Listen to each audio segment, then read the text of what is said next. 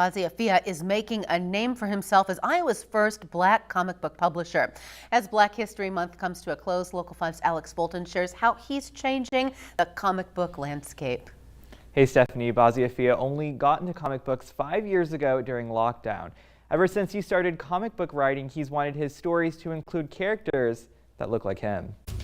This is Azrael. She is the warrior princess from Earth. Flipping through Basi Affia's comic books, the pages are filled with Black characters. That is the bread and butter of what I do, bringing authentic representation to science fiction and fantasy. Affia is the owner of Sensi'il Studios, Iowa's first Black-owned comic book publishing company. It means sequential art, but it's actually from an ancient form of storytelling. They would draw on folded pieces of paper. 3 years ago, Affia started his business as a way to tell the untold Black stories. Usually when we get Black stories, it's about segregation or slavery, and I want to see more Black kings. I want to see more uplifting of Black cultures and Black characters. To date, he has published 4 comic books, all set in outer space, featuring only Black characters. The AIs in there are modeled after Black historical figures like Mansa Musa, Pharaoh Taharka, Jomo Kenyatta, just a bunch of different people from Pan-African history.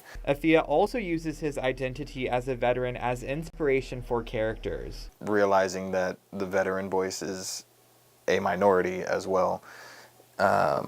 And they deserve to be heard as well. So in one of my books, I also incorporated that in there. At the end of the day, Affia just wants Black kids to see themselves in comic books. We can be the main character. Our culture can be celebrated. We can have cool animations and be in sci-fi and fantasy and all these things. Some powerful words there. 2025 promises to be a big year for Affia, with more comic books and more Comic-Con appearances on the horizon.